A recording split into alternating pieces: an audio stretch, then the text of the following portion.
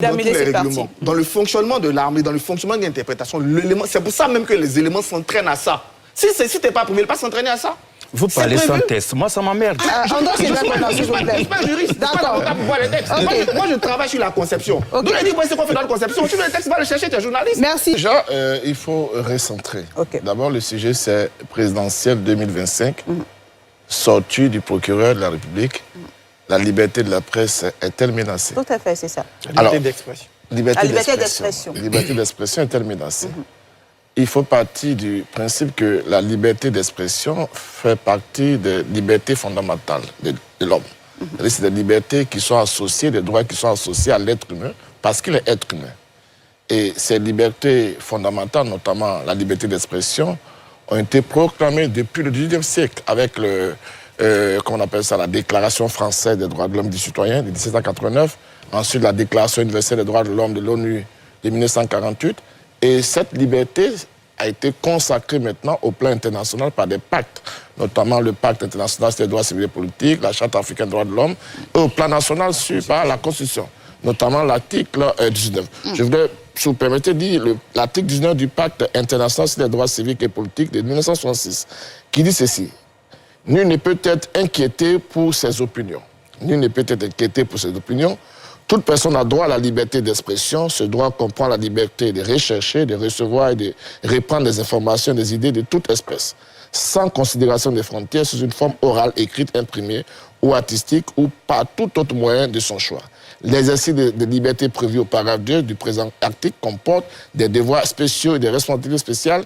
Il peut en conséquence être soumis à certaines restrictions qui doivent toutefois être expressément fixées par la loi et qui sont nécessaires au respect des droits et aux réputations d'autrui, à la sauvegarde de la sécurité nationale, de l'ordre public, de la santé ou de la moralité publique. L'article 19 de la Constitution dit pratiquement la même chose.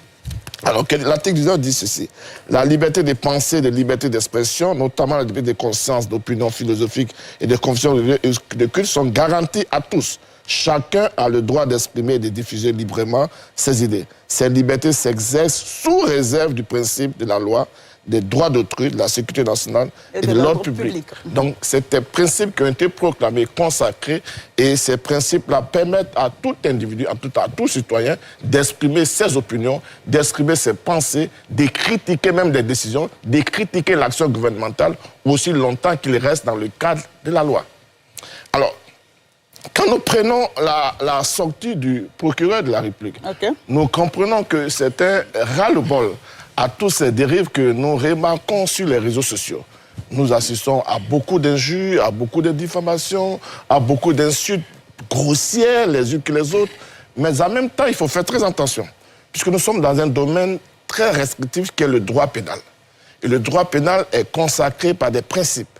Et l'un des principes, c'est celui de la légalité de l'infraction des peines. Et le deuxième, c'est celui de l'interprétation stricte de la loi pénale.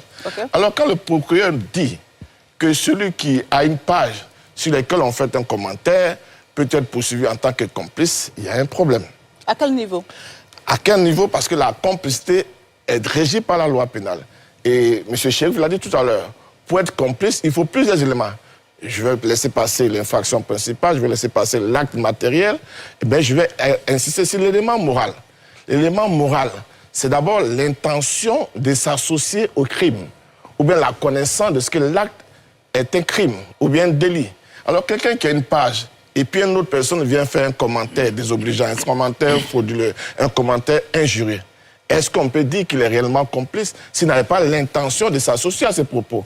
Ensuite, deuxièmement, est-ce qu'il avait la connaissance au moment où ces informations sont publiées pour des gens qui ont près de 100 000 abonnés? Est-ce que c'est aisé de contrôler tous les commentaires? Donc pour nous, il y a quand même une dérive sur la liberté, au-delà même de la liberté d'expression, c'est les libertés même qui sont en jeu. Donc il faut vraiment faire très attention quant à l'application de ce principe. Et puis quand le procureur dit à compter de ce jour, 26 septembre 2025, nous nous interrogeons s'il y a une nouvelle loi qui est intervenue, non seulement sur la complicité à ce jour-là, ou bien sur l'interprétation de la loi. Et quand nous écoutons bien le procureur, il parle de troubles à l'ordre public. Et ça nous amène certainement à l'article 83 du Code pénal, qui parle de troubles à l'ordre public par diffusion d'écrits via la presse. Mais là encore, Le procureur ne peut pas appliquer cet article 183 à la situation des informations publiées sur les pages Facebook, tous les réseaux sociaux. Parce que le faisant, il fait une interprétation par analogie de la loi pénale, ce qui est interdit par le code pénal. Et donc, pour nous, il faut rester à la loi pénale. Si on veut légiférer sur ce cas, il faut carrément légiférer. Mais aussi longtemps qu'il n'y a pas de test spécifique qui l'interdit, on ne peut pas poursuivre quelqu'un qui, sur sa page, a reçu des commentaires. C'est vrai que le procureur vient interpeller les hébergeurs à être plus vigilants, à être plus responsables en supprimant, en bloquant. Mais ça peut échapper. Et quand ça échappe, qu'est-ce qu'on fait? D'accord. Merci pour, pour cet éclairage et pour votre intervention. Docteur Adjelou Christian, je me tourne vers vous au regard de toutes ces interrogations soulevées sur ce plateau, notamment sur la question de la complicité. Bon, nous sommes, heureusement que sur ce plateau ici, il y a au moins 3 juristes. Nous savons tous que nul n'est censé ignorer la loi. Ça, c'est un principe. Nul n'est censé ignorer la loi. Mon ami a parlé tout à l'heure de la Constitution. Notamment, il a cité l'article 19 de la Constitution. Mais en même temps, il fait référence au pacte civil et politique de 1966, repris pratiquement mot pour mot par l'article 19 de la Constitution. Parce que dans le pacte de 1966, il y a également des restrictions. Dans le pacte, il est dit que la liberté d'expression doit s'exprimer conformément à la loi. Dans la Constitution ivoirienne, parce que là, il a cité l'alinéa 1er, mais il ne cite pas l'alinéa 2. Ces libertés s'exercent sous la réserve du respect de la loi, des droits d'autrui et de la sécurité nationale et de l'ordre public. Il a parlé des réserves. La loi. La loi, maintenant, nous ramène à la loi sur la cybercriminalité, notamment l'article 60, la loi sur le régime juridique de la presse, notamment l'article 103 sur la responsabilité des administrateurs, etc., des responsables de presse, et également du code pénal. Du code pénal, notamment au niveau de l'article 30, qui parle de la complicité. Okay. La complicité. Vous avez votre page. Donc, vous êtes responsable de tout ce qui se fait sur votre page. À partir du moment où quelqu'un vient écrire sur votre page, vous êtes responsable de votre page. C'est-à-dire que vous offrez votre page pour qu'une personne puisse s'exprimer. Parce que vous avez la possibilité de bloquer tous les commentaires sur votre page.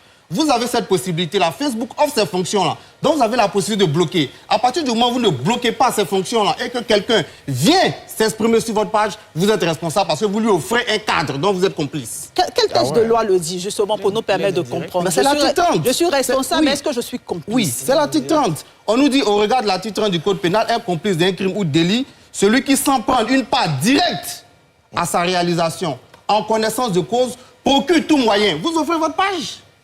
En connaissance de cause. Vous offrez votre plateforme. En connaissance de cause. Ou indirectement. Une question pour lui, pour qu'il puisse poursuivre. Procure tout moyen devant servir à l'action, tel arme, instrument ou renseignement, aide ou assiste directement ou indirectement. L'aide indirecte. À partir du moment où vous offrez votre plateforme et que moi, je peux venir déverser mon venin sur votre plateforme, mais vous êtes responsable. J'ai une question pour que tu puisses continuer. D'accord, rapidement, votre question. Alors, hier ou avant-hier, quelqu'un, sur la page de la présidente de la République, est allé faire un commentaire incitant à la violence et tout ça. Est-ce que le président de la République ou l'administrateur est complice? Ok, je vais vous répondre. La loi est claire sur cette question-là. S'il ne le bloque pas, s'il ne fait rien. Si on ne l'a pas bloqué, on a vu le commentaire. Si le procureur engage des poursuites, en ce moment-là, le responsable va s'expliquer. Le président de la République va s'expliquer. C'est pas le président qui est responsable de la page, je suis désolé, André. C'est pas le président qui est responsable. responsable. L'administrateur va s'expliquer. Et dans la complicité, il y a des degrés de complicité. Vous allez venir, vous allez vous expliquer. On va vous écouter. Si vous avez fourni légalement ce cadre-là, il n'y a pas de problème. Vous allez mettre Guamene comme avocat. Si vous démontrez que vous n'êtes pas concerné par ça, il n'y a pas de problème. Le procureur va aviser. D'accord. Donc, si je comprends bien, il y a des moments... Non, s'il vous plaît. Parce que tous ceux qui vont en justice, tous ceux qui sont traduits devant le juge ne sont pas condamnés. Tous ceux qui sont traduits devant le procureur ne sont pas condamnés. Ça dépend des arguments que vous allez avancer. Merci, docteur. Mais le juridique est clair. Si la complicité... Bien, moi déjà, il faut arrêter de se mettre systématiquement dans l'opposition. On est bien d'accord qu'il y a un danger, qu'il faut réparer ce danger. Le procureur vient vous dire, voici ce qu'il fait.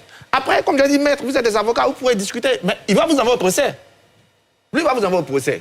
Et vous allez en discuter au procès. Ce n'est pas parce que tu es au procès que tu es coupable. Sans respecter les... Non, il respecte... Non, s'il vous plaît. L'interprétation, c'est le rôle du juge. Ce n'est pas que ce soit une discussion. Vous allez aller.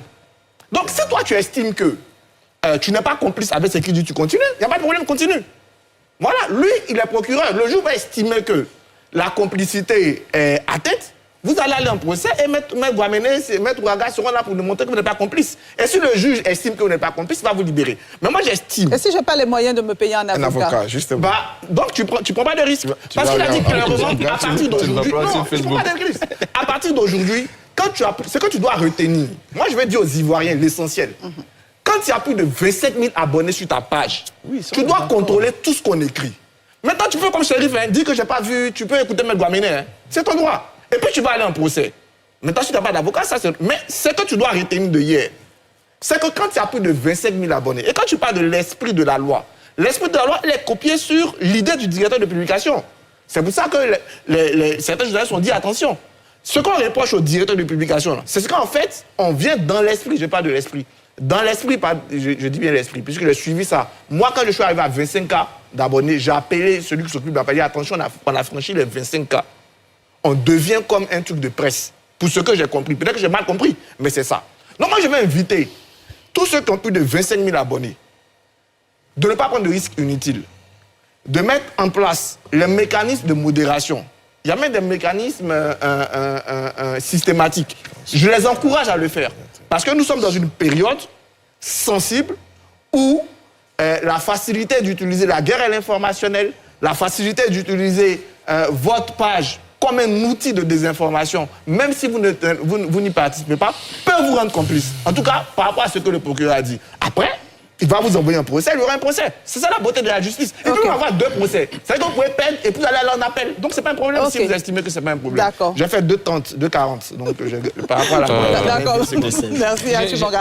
Avant de vous donner la parole, j'aimerais juste comprendre quelque chose avec vous, docteur Adjelou, notamment l'application de la loi sur le régime juridique de la presse soulevée par Serif Tal. Est-ce à dire qu'à partir du moment où j'ai 25 000 abonnés, je tombe sous le coup de cette loi, la loi portant régime juridique de la presse. Je suis considéré comme un journaliste et je porte les sanctions parce que c'est à ce niveau-là qu'on a également besoin de comprendre. Je n'ai pas la compétence, je ne suis pas journaliste, je n'ai pas la carte professionnelle de la presse. Qu'est-ce qui se passe exactement? Ok. La loi est claire. Hein? L'article 103. L'article 103 nous parle, sont considérés comme auteurs de délits de presse et punis comme tels. Le directeur de publication... Article 103 de quel texte? Article 103 de la loi portant régime juridique de la presse. Ok. Sont considérés comme auteurs de délits de presse et punis comme tels le directeur de publication et le journaliste, auteur direct des faits incriminés. Lorsque l'infraction résulte du contenu d'un message adressé par un internaute à un service de production d'information numérique émis par ce service à la disposition du public dans un espace de contribution personnelle, seule la responsabilité pénale du directeur de publication est engagée, même s'il est établi qu'il n'avait pas effectivement connaissance du message avant sa mise en ligne. Ici, on parle uniquement du directeur de publication et du journaliste. L'article 60, à contrario, de quoi? De la loi. Sur la presse. Sur la presse. Laissez-le, s'il vous plaît. Non, il va préciser. Allez-y, docteur Adjelou. L'article 60 de la loi sur la cybercriminalité. Ah, cybercriminalité, ouais. Sur la cybercriminalité. Là, si vous n'êtes pas directeur de publication ou journaliste, en ce moment, vous tombez sous ce coup-là. Lisez. Parce que de quoi? il a dit quoi? Non, vous n'allez pas m'imposer des noms. S'il vous plaît. Non, s'il vous plaît, monsieur. On a bien commencé l'émission. Vous restez poli. On a bien commencé. Vous ne me dites pas lisez. On a bien commencé l'émission. il ne faut pas nous enfumer. Maître avec Guamené, s'il Vous vous n'êtes pas en face de plaît. vos étudiants. S'il vous plaît. Docteur Adjelou, s'il vous plaît. S'il vous plaît, continuez. Vous pouvez continuer. Donc, on a compris. On a commencé par lui, il faut lire. Non, mais s'il vous plaît, monsieur, on va... Mais bon, d'accord, le temps donc de revenir sur le plateau. Je vais prendre un téléspectateur qui nous appelle en ligne, qui nous appelle depuis Gaïnois et qui a une question. Je vais prendre le téléspectateur le temps de revenir. Bonsoir. S'il vous plaît, messieurs. Bonsoir, monsieur. Bonsoir, madame. Vous avez une question, on vous écoute. Oui, moi c'est Enan Kassi Dominique, j'appelle de Gaïnois. Ok, dites-nous. Bon, tout de suite là, les débatteurs ont dit que si par exemple j'ai ma page et qu'il y a un internaute qui fait des commentaires, juré tout ça là, on doit m'arrêter. Je voulais poser une petite question. Moi j'ai une maison, j'ai construit des maisons. J'ai mis les locataires dedans. Le lien, d'accord. Maintenant le locataire lui fait trafic d'armes. Ouais, dans la maison. Le jour où on constate que le locataire vient faire trafic d'armes, qu'on vient arrêter le locataire, est-ce que moi, on doit m'arrêter aussi? C'est une analogie. Ok, d'accord. Ok, merci pour votre question et merci pour votre appel. Okay. On va poursuivre le débat, messieurs, dont on a bien commencé l'émission. On va bien la terminer dans le respect et la courtoisie. La loi relative à la cybercriminalité. La loi numéro 2013-451 du 19 juin 2013 relative à la cybercriminalité qui a été modifiée en 2023. En son article 60, on peut même citer l'article 62, on peut même citer l'article 66, est puni d'un emprisonnement d'1 à 10 ans ferme et de 5 millions à 10 millions de francs CFA d'amende de fait pour toute personne de proférer ou d'émettre toute expression outrageante, tout terme de mépris ou toute invective qui ne renferme l'imputation d'aucun fait par le biais d'un système d'information. Okay. On a l'article 62, on a l'article 66 également, je vais pas lire, mais tout est là. À partir de ces articles-là, si vous n'êtes pas dans le domaine, vous n'êtes pas journaliste ou vous n'êtes pas responsable d'un organe de presse, à ce moment-là, par exemple, pour lui qui est blogueur, si quelqu'un vient faire un commentaire sous son poste, en ce moment-là, lui, il tombe sous le coup de cette loi-là. Ok, la loi sur la cybercriminalité. Il n'y a aucun lien possible. Il y a également... On va s'il vous plaît, vous aurez la parole. Je précise. Il n'avait pas la parole. Mais il n'avait pas la parole. Il y a également l'article 200. D'accord, donc il y a également l'article 214. À tout le monde de se calmer. D'accord, donc on se calme, on va se comprendre ce soir. De la loi sur la cybercriminalité de 2024. Vous pouvez aller regarder. Merci. Notez vos réactions, messieurs. Notez vos réactions. Maître Hervé Guamené. Il ne faut pas qu'on insulte quand même les gens ici. Il ne faut pas faire des interprétations tendancieuses des tests. L'article 63 dont il parle d'auteurs. C'est-à-dire ceux-mêmes qui commettent l'infraction. Ce que nous condamnons ici, que nous critiquons, c'est la complicité. Il ne faut pas faire des amalgames pour tromper les gens, pour enfumer les gens. L'article 61 parle d'auteurs. Ici, on parle de complicité. Donc, il ne faut pas vraiment mélanger les choses. Il faut faire très attention. D'accord. Maître Ouraga. Merci, Madame Débat. Alors, je crois qu'il faut recentrer le débat. Ce qui est en cause ici, ce ne sont pas les infractions qui sont prévues par ces différents textes. Ouais. On est tous d'accord que ces infractions, effectivement, ce sont des actes répréhensibles.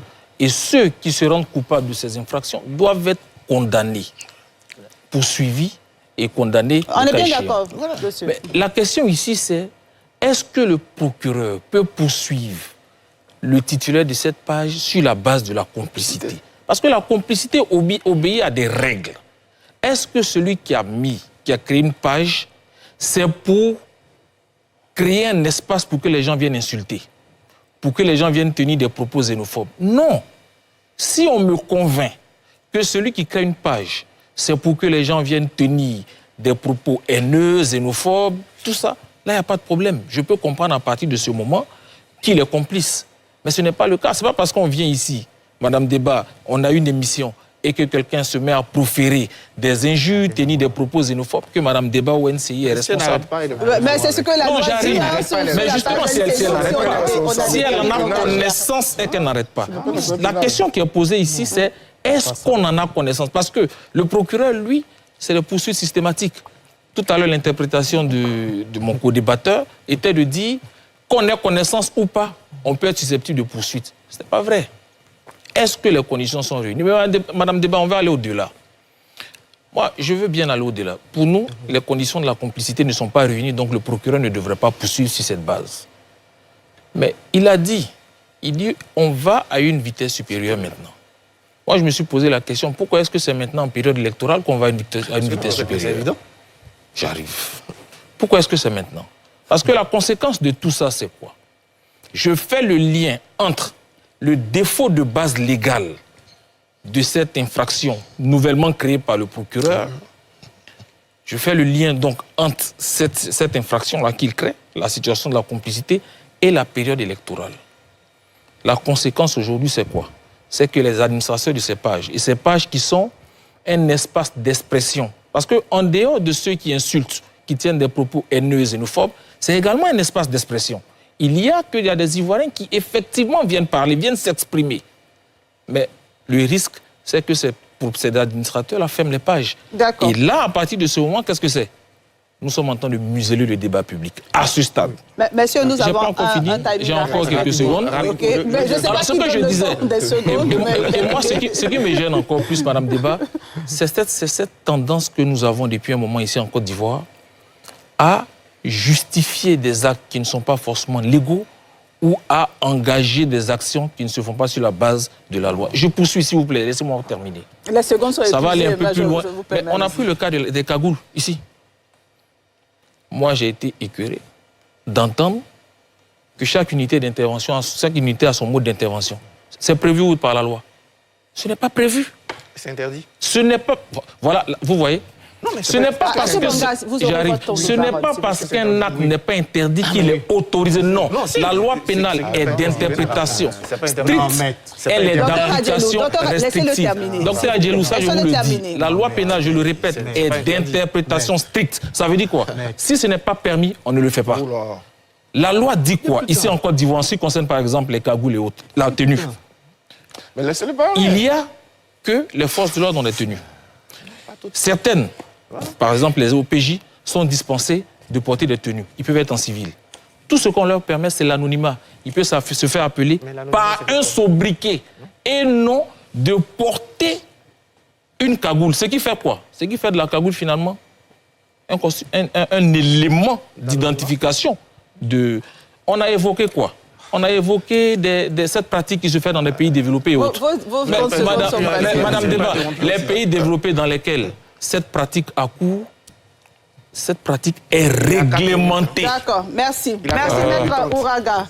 André Sylvain Kono. Moi, j'ai posé une question. Moi, j'ai posé une question à l'un de ceux qui défendent cela. Je lui ai dit, dans un quartier à Bobo, on dépose une télévision et puis il y a 30 personnes qui regardent la télévision et puis un téléspectateur dit des propos violents lors du JT.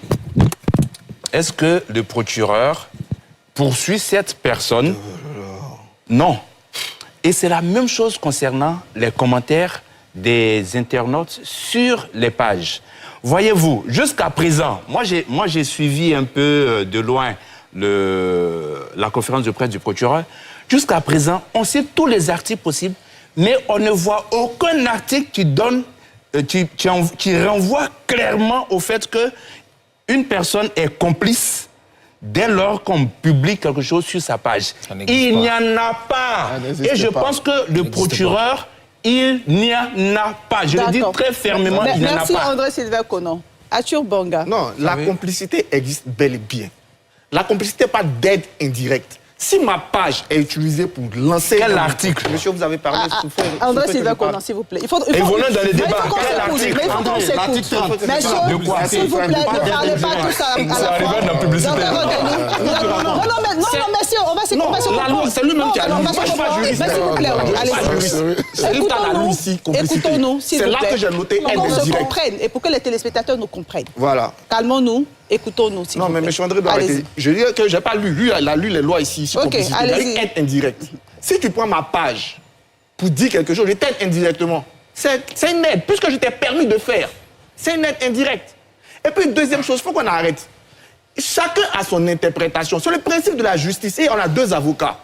Le procureur a son interprétation. Je ne peux pas dire que son interprétation est fausse. Le docteur Adjelou a son interprétation. Le seul à même de dire que l'interprétation là n'est pas bonne, ou voilà la même interprétation, c'est le juge. Le procureur ne condamne pas.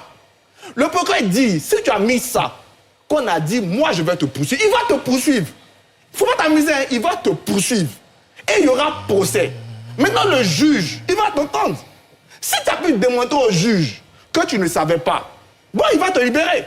Mais moi, je ne peux pas comprendre que sur une page, il y a une succession d'appels à la haine. Il y a une succession d'appels à l'injure. Il y a une succession de volonté de déstabilisation comme cherche l'élément moral, mais il est là l'élément moral. Et puis, deuxième chose, sur les unités, je reviens dessus parce que c'est ma spécialité. Non, une unité peut agir en cagoulé. Vous prenez quelqu'un qui va arrêter un trafiquant de drogue, par exemple. Mais vous exposez la personne, vous exposez sa famille, vous exposez ses enfants. Donc, au moment de préparer l'arrestation, là, on peut estimer que comme on va arrêter quelqu'un de dangereux, même un homme politique qu'on va arrêter, mais ses partisans vous guettent. Donc, on peut estimer que comme cet homme politique-là est assez célèbre, on va protéger l'identité de ceux qui vont l'arrêter. Ça n'enlève rien et c'est opérationnel. Sinon, vous mettez en difficulté non seulement un agent qui est chargé d'assurer la sécurité des Ivoiriens au quotidien, et vous mettez en difficulté sa famille. Moi, je suis d'une famille de militaires. Donc, vous allez me mettre en danger, vous allez mettre en danger les miens. Donc, il faut arrêter à chaque fois, quand on applique quelque chose, de vouloir verser le procureur dans la vérité populaire. Le procureur n'est pas un juge. Lui, il a son interprétation. C'est d'accord, c'est pour ça que les avocats ne doivent pas avoir la même interprétation que lui. Mais lui, comme il sait qu'il va te poursuivre, c'est de l'éducation qu'il fait. Il devait vous dire, si vous faites ça là, moi je vais vous poursuivre. Parce que pour moi, vous êtes complice. Après, ton avocat peut estimer que tu n'es pas complice. Et c'est le juge qui va trancher. Ok. Madame Debert, ok. Je vais vous donner la parole. Ce que je vais vous proposer. Mais c'est ce que on a un timing à respecter. On doit refermer ce clois rapidement. Mais vraiment. Alors, Madame Debert, rapidement. Cela n'existe pas nulle part que chaque unité a son mode d'intervention. Non. À partir de ce moment, on va dire quoi? Cela n'existe pas. Parce que on vous a écouté. Laissez-le parler. Mais laissez-le parler. Laissez-le parler au moins. Est-ce que je vais répondre? Le parler. Il faut me donner le droit de réponse. Parce qu'il ne va pas m'attaquer, il va partir. Laissez-le parler. On est incapable de me dire ici sur ce plateau je vais te le dire. Quels sont les textes qui permettent, qui autorisent telle ou telle unité à avoir son mode propre d'intervention. Okay. À partir de ce moment, on va se dire quoi? Chaque unité a son code de procédure pénale. Ce n'est pas vrai. Je peux comprendre que pour certaines opérations, on puisse être engagoulé. J'arrive. Je peux le comprendre. Maintenant, ce que je... Mais laissez-le terminer, s'il vous plaît. Vous aurez l'occasion de répondre à la question. Si tel est que, nous le comprenons que ça peut arriver. Qu'est-ce qu'on fait dans ce cas? Dans ce cas, on légifère. Dans les pays où ça se fait, c'est prévu par la loi. Ce que nous dénonçons ici, c'est que ce n'est pas prévu par la loi. Et à partir de ce moment où ça devait être exceptionnel, aujourd'hui, ça devient une pratique courante. Merci. Réponse rapide, Achibonga. Réponse très rapide. Vous aurez la parole, ne vous en faites pas. Tout est prévu dans tous les règlements. Dans le fonctionnement de l'armée, dans le fonctionnement de l'interprétation, c'est pour ça même que les éléments s'entraînent à ça. Si tu n'es pas prévu, il ne pas s'entraîner à ça. Vous parlez sans test. Moi, ça m'emmerde. Je ne suis pas juriste. D'accord. Pour voir les textes. Moi, je travaille sur la conception. Donc, je dis, c'est qu'on fait dans la conception. Tu veux les textes, va le chercher, tu es journaliste. Merci, Achibonga. Docteur Adjelou, ça va faire office, votre intervention va faire office de mot de fin sur ce sujet, parce qu'il faut le refermer. Mais en même temps, je vais vous permettre de répondre à la question du téléspectateur, parce qu'il faut qu'on prenne en compte cette question qui dit, j'ai construit une maison, j'ai un locataire qui vient, qui fait de la drogue et tout. Est-ce que, je pense qu'il fait une sorte d'analogie sur la question. Pas faire d'analogie dans ce cas-là. Sa question n'a rien à voir avec ce que nous sommes. Je pense qu'il fait une analogie. C'est dire est-ce que... Le proviseur de la maison n'a rien à voir avec ce que nous sommes en train de faire. D'accord, allez-y donc. Sa question n'a rien à voir avec ce que... Vous n'avez pas la parole. Je peux vous donner la définition de blogueur, je peux vous donner toutes les définitions qui sont là. Si, je l'ai aussi. Maintenant, si Johnny Pacheco vient faire des commentaires sur ta page, ou Johnny Pacheco utilise la page de quelqu'un d'autre parce qu'actuellement ils ont fermé ses comptes, il utilise les pages d'autres personnes pour insulter, pour diffamer. Sur ma page? Oui, sur votre page. Je peux vous répondre? Non, c'est moi qui ai la parole. Ok. Vous voyez. Vous m'avez posé la question. Vous voyez. Vous ne réagissez pas. Vous êtes complice de ce que Johnny Pacheco est en train de faire. Il a versé la main à la présidente. Oui, vous êtes complice. Vous êtes complice. Parce que vous avez le droit de dénoncer. Parce que vous savez que ce qu'il est en train de faire est puni par la loi. Vous êtes en droit de dénoncer. Si vous ne dénoncez pas, vous tombez sous le coup de la loi. Et c'est bel et bien prévu. Je reviens encore sur la complicité. Je reviens encore sur la complicité. Le procureur a dit, et je répète, si vous voyez et que vous ne dénoncez pas, que vous ne supprimez pas, vous vous rendez complice. C'est l'élément moral. Ça veut dire que je suis d'accord avec ce que je vois sur ma page. Ça, c'est l'élément morale. Sur la base de quel test? Ok. S'il vous plaît, c'est à la question. Du droit. Docteur Adjelou, s'il vous plaît. Là, vous n'en savez rien. Vous n'en savez rien du tout. Je ne vous permets pas. Vous n'en savez rien du tout. C'est à la parole. Tu n'as pas fait du droit. Vous n'en savez rien du tout. Docteur m'a interpellé tout à l'heure. Rapidement. Moi, j'ai une réponse rapide à cela. Ok. L'article 48 de la loi sur la cybercriminalité, qui dit la procédure de notification des faits ou d'activités illicites prévues à l'article précédent n'a pas pour effet d'engager la responsabilité d'une personne concernée par les exceptions prévues à l'article 47 de la loi. Article 49 est puni d'une peine d'emprisonnement de 1 à 5 ans et d'une amende de 1 million à 5 millions de francs. Les faits pour toute personne de présenter de mauvaise foi aux personnes mentionnées à l'article 47 de la présente loi un contenu ou une activité comme étant illicite dans le but d'en obtenir le retrait ou d'en faire cesser la diffusion. Cela veut dire quoi? Ah, c'est bon? Allez-y, oui, cela veut dire quoi? Ça veut dire tout simplement, une fois que je n'ai pas été notifié de cela, j'estime que je n'ai pas vu ce commentaire. En aucun lieu, je suis tenu complice ou responsable de ce que cette personne dit. Et quand cette personne le fait de manière implicite, en venant m'accuser, en faisant le lien entre ce que le procureur a dit et en m'accusant, tout de suite, c'est prévu aussi par l'article 49 qui dit que si cette personne le fait de mauvaise foi, c'est la personne qui est condamnée, pas moi. Merci. Maître Hervé, je voulais dire qu'il faut faire très attention aux propos qu'on tient. Ati a dit tout à l'heure. S'il vous plaît, messieurs. Le procureur. Mathieu, tu vas répondre. On n'est pas. On doit clôturer le sujet. Le procureur n'est pas. Il dit que le procureur n'est pas juge, lui ne fait que poursuivre. Non, ce n'est pas vrai. Le procureur, c'est un magistrat. Il agit sur la base. Un juge est un magistrat. Voilà, c'est élémentaire. C'est basique. C'est basique. Atu Banga, est-ce qu'on peut faire l'émission? Est-ce qu'on peut faire l'émission? Écoutons-le, s'il vous plaît. Donc, il ne faut pas. Les gens te laissent pas. S'il vous plaît. Il ne faut pas désinformer les gens, il ne faut pas habituer les gens par vos propos mensongers ou faux. Alors, donc, le procureur n'applique pas de façon il ne poursuit pas de façon aveugle. À cette allure-là, tout le monde serait poursuivi. La loi est claire. L'article 15 dit la loi pénale est d'interprétation stricte. Interprétation. Merci. Stricte. C'est personnel, l'interprétation. Oh, stricte, s'il vous plaît. Donc, ça dit le procureur, il est soumis à cette loi. Mais bien sûr. Il doit interpréter de façon stricte cette loi. Et la complicité est prévue par la loi. L'article 30. On ne va pas refaire le débat. On le dit de façon plus au moins, laissez-le terminer. Pour qu'on se comprenne, laissez-le Interprétation, ça ne terminer. veut pas dire qu'on interprète comme on veut. On interprète selon... Interprétation Je vais vous laisser le plateau et puis vous faites l'émission. Franchement. Sinon, permettons qu'on se comprenne, s'il vous plaît, s'il vous plaît. Non, vous n'avez pas la parole. Écoutons-nous. Comprenons-nous et refermons ce sujet. Allez-y. Maître Hervé Gouameni. Donc, le procureur ne poursuit pas comme ça. Sinon, tout le monde serait poursuivi. Et les juges seraient débordés. Et le procureur, avant de poursuivre, il s'assure que la poursuite qu'il engage là est basée sur la loi.